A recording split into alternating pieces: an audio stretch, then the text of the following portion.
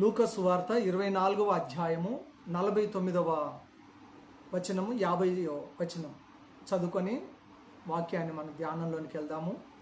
ఇదిగో నా తండ్రి వాగ్దానం చేసినది మీ మీదికి పంపుచున్నాను, మీరు పైనుండి శక్తి పొందు వరకు పట్టణములో నిలిచి ఉండుడని వారితో చెప్పాను.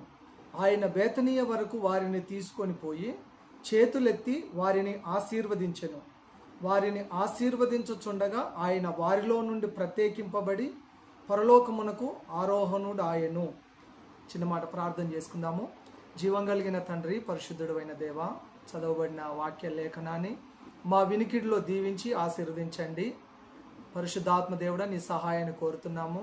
వినగలిగిన చెవులు గ్రహించే మనసు దయచేయండి. మాకు నేర్పవలసిన విషయాన్ని సూటిగా తేటగా నాతో మాతో మా అందరితో మాట్లాడి మీరు మహిమ తెచ్చుకోవాల్సిందిగా యేసు నామములో ప్రార్థన చేస్తున్నాము తండ్రి, ఆమేన్. దేవునికి స్తోత్రం. చదివిన వాక్య భాగంలో నుండి మనము ఆలోచన చేసినప్పుడు యేసుక్రీస్తు ప్రభువు పునరుత్థానము తరువాత ఆరోహణానికి ముందు పలికిన మాట, మీరు పైనుండి శక్తి పొందు వరకు పట్టణములో నిలిచి ఉండుడి అని వార్త చెప్పాడు. శిష్యులతోనూ ఆయనను వెంబడిస్తున్న దేవుని ప్రజలతో ఆయన చెప్పిన మాట, ఆయన ఆరోహణానికంటే ముందు పలికిన మాట, పరిశుద్ధాత్మ శక్తి పొందు వరకు మీరు వెయిట్ చేయండి, ఇది తండ్రి వాగ్దానం చేసిన దానిని మీ మీదికి పంపుచున్నాను అని యేసయ్య పునరుత్థానం తర్వాత ఆరోహణానికి ముందు పలికిన మాట. ఇది ఎప్పుడు నెరవేర్చబడిందంటే యేసు ప్రభు పునరుత్థానము నుండి సుమారుగా 50 రోజులకు, అనగా పెంతెకోస్తు అనే పండుగ దినము వచ్చినప్పుడు ఆ రోజు వరకు ఆ వాగ్దానము కొరకు ఎదురు చూశారు శిష్యులు. దాని కొరకు కనిపెట్టారు, ఓపికతో కనిపెట్టి ఉన్నారు. అపోస్తుల కార్యము 2వ అధ్యాయము 1 నుంచి 4 వచనాలు చదివినప్పుడు ఆ వాగ్దానం ఇక్కడ నెరవేర్చబడము మనం గమనిస్తాము.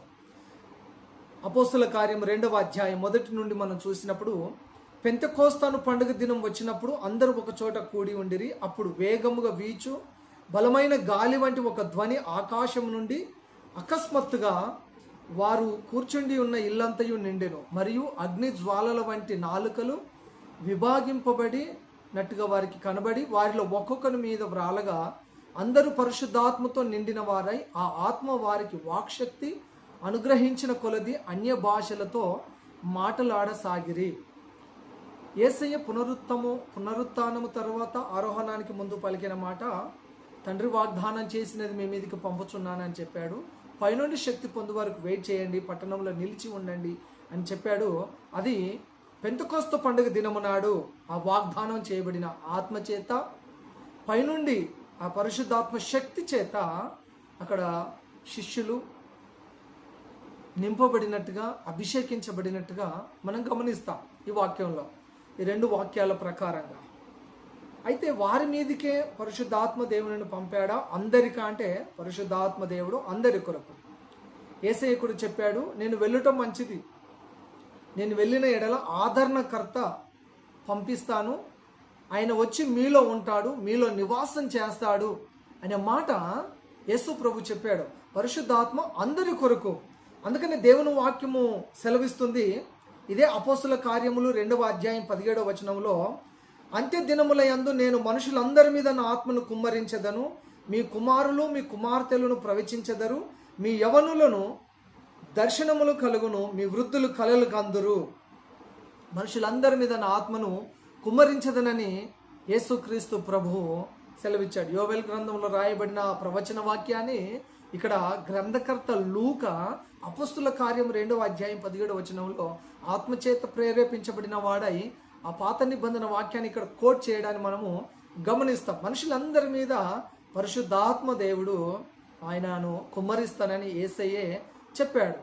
దేవుని వాక్యం చెప్తుంది. లూకా సువార్తలో లూకా వైద్యుడు రాశాడు, తండ్రిని అడుగువారికి ఎంతో నిశ్చయముగా పరిశుద్ధాత్మని ఇస్తాడు. అడిగితే పరిశుద్ధాత్మ చేత నింపబడతాం. అపోస్తుల కార్యం 2వ అధ్యాయం 38వ వచనంలో అపోస్తులుడైన పేతురు పలికాడు, మీరు మారు మనసు పొంది పాప క్షమాపణ నిమిత్తము ప్రతివాడు యేసుక్రీస్తు నామమున బాప్తిస్మం పొందుడి, అప్పుడు మీరు పరిశుద్ధాత్మ అను వరమును పొందుతారు. పరిశుద్ధాత్మ అనే వరమును పొందుతారు. ఈ పరిశుద్ధాత్మను పొందడానికి మనము త్యాగాలు, యాగాలు, వెల చెల్లించాల్సిన పని లేదు.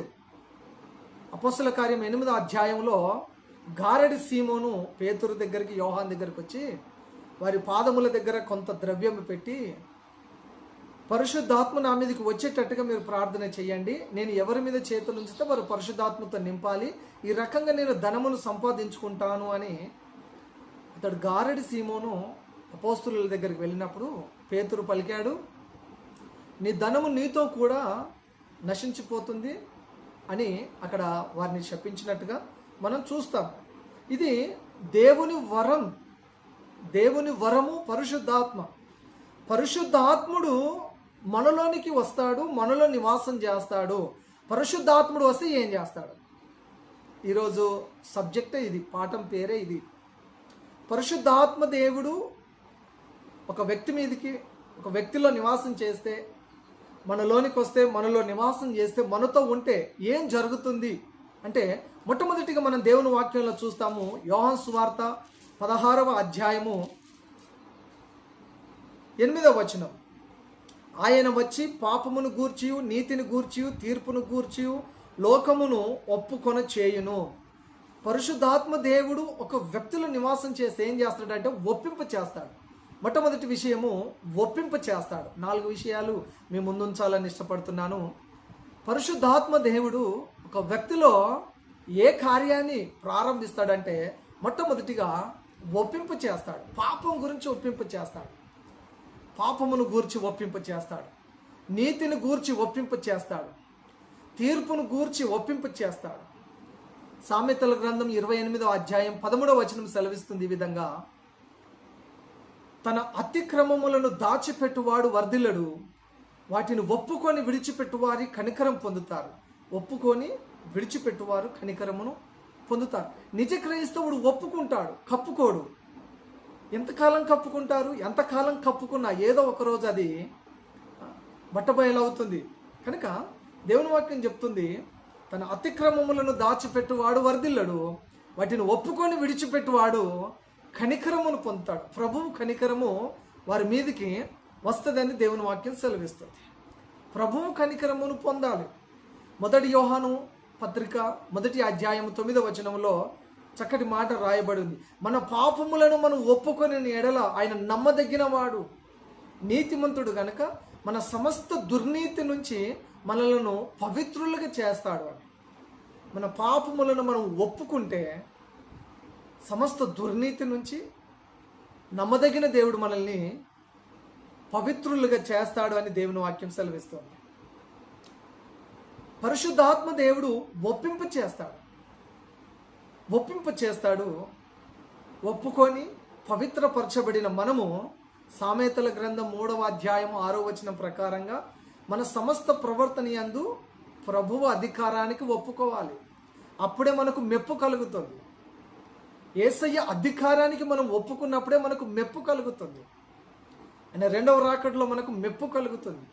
ఆయన రివార్డుతో, అవార్డుతో, కిరీటముతో మన దగ్గరకు వచ్చి ఆయన మనల్ని మెచ్చుకుంటాడు. ఆ వాడబారని ఆ మహిమ కిరీటమును ప్రభువు మనకిస్తాడని పేతురు పత్రిక 5వ అధ్యాయంలో మనం చూస్తాం. ఆయన అధికారానికి ఒప్పుకోవాలి. మన సమస్త ప్రవర్తన యందు ప్రభు అధికారమునకు ఒప్పుకున్నప్పుడు ప్రభు చేత మనకు మెప్పు కలుగుతుంది. తనను తాను మెచ్చుకున్నవాడు యోగ్యుడు కాదు, ప్రభువు చేత మెప్పు పొందినవాడు యోగ్యుడు అనే కొరింథీ పత్రికలో అపోస్తలుడైన పౌలు తెలియజేస్తాడు. నెక్స్ట్, యేసయ్యను బహిరంగంగా ఒప్పుకోవాలి. అప్పుడు పరలోకంలో దేవదూతల ఎదుట ప్రభువు మనల్ని ఒప్పుకుంటాడు. రిజర్వేషన్ పోతుందనో, క్యాస్ట్ పోతుందనో, లేదా ఇంకేదో జరుగుతుందనో మనము మనుషుల ఎదుట ప్రభువును బహిరంగంగా ఒప్పుకోకపోతే పరలోకంలో కూడా మనల్ని ఎవరు ఒప్పుకోరు. ప్రభువు మనల్ని ఒప్పుకోవాలంటే మనం ఇక్కడ ప్రభువును ఒప్పుకోవాలి. మనం ఒప్పుకోకపోతే మీరెవరో నాకు తెలియదు, అక్రమము చేయి వారలారా నా యుద్ధ నుండి పొండి అని చెప్తాడట. పేతురులాగా బొంకకూడదు. యేసయ్యతో పాటు పేతురు 3.5 సంవత్సరాలు ఉన్నాడు. ఆయనతో పాటు ట్రావెల్ చేశాడు. ఆయన మనసు ఏంటో తెలుసు, ఆయన గుణమేంటో తెలుసు, ఆయన ప్యాషన్ ఏంటో తెలుసు, ఆయన బోధ ఎలా ఉంటో తెలుసు, ఆయన మనసు ఏంటో తెలుసు. ఆయనతో పాటు కలిసి నడిచాడు, కలిసి అద్భుతాలు చేశాడు, నీటి మీద నడిచాడు, ఆయనతో భోజనం చేశాడు, ఇన్ని చేశాడు. కానీ చివరికి ఆయన పలుకుతున్న మాట ఏంటంటే, ఆయన ఎవరో నేను ఎరుగనని ముమ్మారు పలికాడు. పేతురులాగా బొంకకూడదు, ఈయన ఎవరో నాకు తెలియదని అనకూడదట.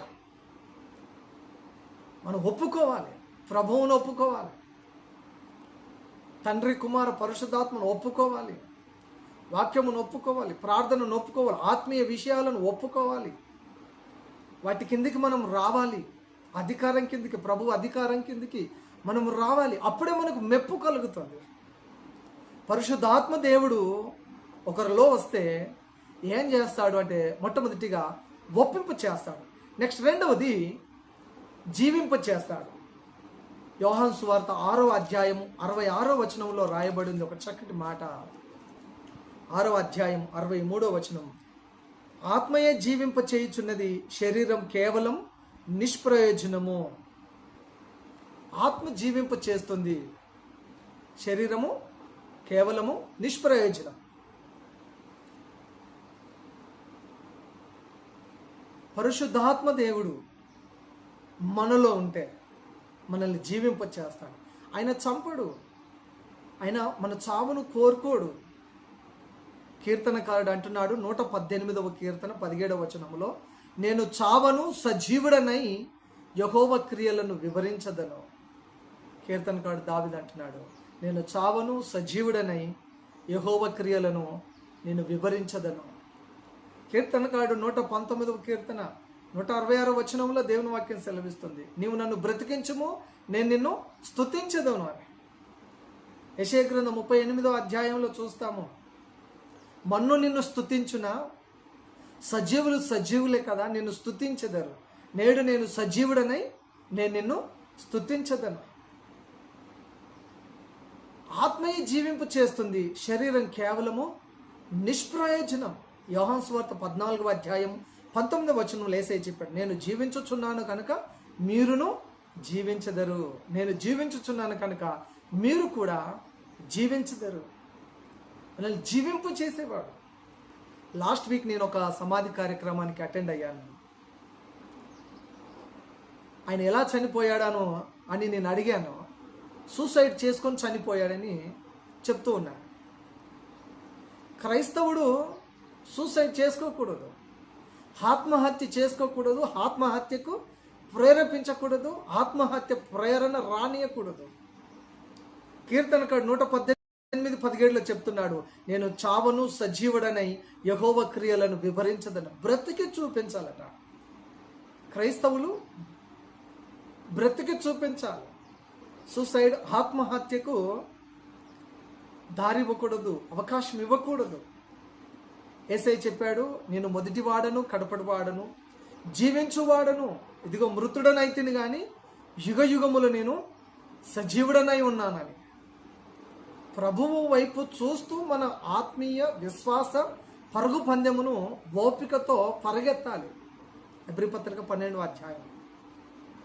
లోకం వైపు చూసి తన మీద తను దృష్టి పెట్టుకొని పేతురు ఈ లోక సముద్రంలో మునిగిపోసాగాడు. కానీ దేవుని వాక్యం చెప్తుంది, విశ్వాసమున కర్త అయిన యేసు వైపు చూసినప్పుడు మనకు నిరీక్షణ కలుగుతుంది, నిరీక్షణ పుడుతుంది. కాబట్టి దేవుని వాక్యం చెప్తుంది, సజీవులుగా ఉండి దేవుని క్రియలను వివరించాలట. దీర్ఘాయుష్ నివ్వమని అడగాలి, ఆ ఆయుష్ను ప్రభు పని కొరకు వాడాలి. పరిశుద్ధాత్ముడు జీవింప చేస్తాడు, నశింప చేయడు, జీవింప చేయు ఆత్మ. పరిశుద్ధాత్మ దేవుడు జీవింప చేయు ఆత్మ. 1 కొరింథీ పత్రిక 15వ అధ్యాయం 45వ వచనం, 2వ కొరింథీ పత్రిక 3వ అధ్యాయం 6వ వచనంలో మనం చూస్తాం, దేవుని ఆత్మ దేవుని ఆత్మ జీవింప చేస్తుంది. అక్షరం చంపుతుంది, ఆత్మ జీవింప చేస్తుంది. 2 కొరింథీ 3:6 చూసినప్పుడు అక్షరం చంపుతుంది, ధర్మశాస్త్రము మన పాపములను ఎత్తిపట్టి మనల్ని శిక్షార్హులు చేసి మనల్ని శిక్షించి రాళ్ళు రుబ్బి కొట్టేటట్టు చేస్తుంది. కానీ పాపము లేనివారు మొదటి రాయి విసిరండి అని యేసయ్య పలికిన మాటలో కృప దాగి ఉన్నది. అక్షరం చంపుతుంది, ఆత్మ జీవింప చేయించింది. కృపలోనికి పరిగెత్తుకుంటూ వచ్చాము, కృప కలిగిన దేవుని రెక్కల నీడలోనికి వచ్చాము. ఇక్కడ జీవం ఉన్నది. యేసయ్య మనల్ని చంపడానికి రాలేదు, మనకు ప్రతిగా మనకు బదులుగా తన ప్రాణమును అర్పించడానికి వచ్చాడు. మనము జీవించి ప్రభువును మహిమపరచడానికే ప్రభువు మన స్థానాన్ని తీసుకున్నాడు, మన శిక్షను తీసుకున్నాడు, మన స్థానంలో ఆయన ప్రాణాన్ని పెట్టాడు. పరిశుద్ధాత్ముడు వస్తే మొట్టమొదటిగా ఒప్పింప చేస్తాడు. పరిశుద్ధాత్మ దేవుడు ఒక వ్యక్తిలోనికి వస్తే రెండవది జీవింప చేస్తాడు, మూడవది బోధిస్తాడు. యోహాను సువార్త 16వ అధ్యాయము 13వ వచనంలో దేవుని వాక్యం ఈ విధంగా రాయబడి ఉంది. యోహాను సువార్త 16వ అధ్యాయం 13వ వచనంలో పరిశుద్ధాత్మ దేవుడు చేసే మూడో పని ఏంటంటే బోధిస్తాడు. అయితే ఆయన అనగా సత్యస్వరూపి అయిన ఆత్మ వచ్చినప్పుడు మిమ్మల్ని సర్వసత్యములోనికి నడిపించును. ఆయన తనంతట తానే ఏమీ బోధింపక వేటిని వినునో వాటిని బోధించి సంభవింపబోవు సంగతులను మీకు తెలియచేయును. ఆయన బోధిస్తాడు. బోధ చాలా ప్రాముఖ్యమైనది. ఏ బోధ అయితే వింటామో అలాగే మారుతాం. క్రైస్తవుడు, విశ్వాసి, సేవకుడు ఏ బోధ వింటామో ఆ బోధలాగా మారుతాం. రకరకాల బోధలు ఉన్నాయి, తప్పుడు బోధలు ఉన్నాయి, దయ్యముల బోధలు ఉన్నాయి, నిజమైన బోధ ఉంది, ఇత బోధ ఉన్నది. వెలుపల సంఘం వెలుపల కూడా బోధలు ఉన్నాయి. రాజకీయ నాయకుల బోధలు ఉన్నాయి, సినీ సెలబ్రిటీస్ బోధలు ఉన్నాయి, సోషల్ మీడియాలో ఇన్స్పిరేషన్ చేసి మోటివేట్ చేసే మోటివేషనల్ స్పీకర్స్ ఎన్నో బోధలు ఉన్నాయి. ఏం వింటున్నామో అలా మారుతాం, ఏం వింటామో అలాగే మారుతాం. కానీ అపొస్తలులకు దేవుని వాక్యం సెలవించబడుతుంది, క్రైస్తవులకు దేవుని వాక్యం సెలవిస్తుంది అపొస్తలుల బోధయండు ఉండు అని. అపొస్తలుల కార్యం 2వ అధ్యాయం 42వ వచనంలో అపొస్తలుల బోధయందు ఉండాలి అని. మరియా యేసయ్య పాదాల దగ్గర కూర్చొని బోధ వింటుంది. ఆమె ఉత్తమమైన పని ఎంచుకున్నది కాబట్టి ఆ పని ఆమె యొద్ద నుండి తొలగించబడదని యేసయ్య చెప్పాడు. ఉత్తమమైన పని ఆయన పాదాల దగ్గర కూర్చొని బోధ వినడం, ఆయన పాదాల దగ్గర కూర్చొని ప్రార్థించడం, విజ్ఞాపన చేయడం. ఆయన పాద సన్నిధిలో ఉన్నంత సేఫెస్ట్ ప్లేస్ ఈ ప్రపంచంలో ఎక్కడ లేదు అని ఒక భక్తుడు అంటాడు. యేసయ్య పాదాల దగ్గర ఉన్నంత సేఫెస్ట్ ప్లేస్ ఈ ప్రపంచంలో ఎక్కడ లేదట. మరియా యేసయ్య పాదాల దగ్గర కూర్చొని బోధ వింటుంది. లూకా సువార్త 10వ అధ్యాయం 39వ వచనంలో మనం చూస్తాం. మరి మనము, మన పిల్లలు ప్రభు బోధలో పెరగాలి. మనము, మన పిల్లలు ప్రభు బోధలో పెరగాలి. ఎఫెసీ పత్రిక 6:4లో ఉంది, తండ్రులారా మీ పిల్లల కోపం రేపక వారిని ప్రభు బోధలోను శిక్షలోను పెంచండి అని. మనము పెరగాలి ఆ బోధలో. మనల్ని చూస్తూ మన పిల్లలు కూడా అదే బోధలో పెంచబడాలి. పరిశుద్ధాత్మ దేవుడు ఒక మనిషిలో కార్యం చేస్తే బోధిస్తాడు, వారికి బోధిస్తాడు, ఆశ్చర్యకరమైన సంగతులు బోధిస్తాడు. అందుకని కీర్తనకాడు దావీదు అంటాడు, నీ ధర్మశాస్త్రంలో ఆశ్చర్యకరమైన సంగతులు చూచినట్లు నా కన్నులను తెరువుము అని.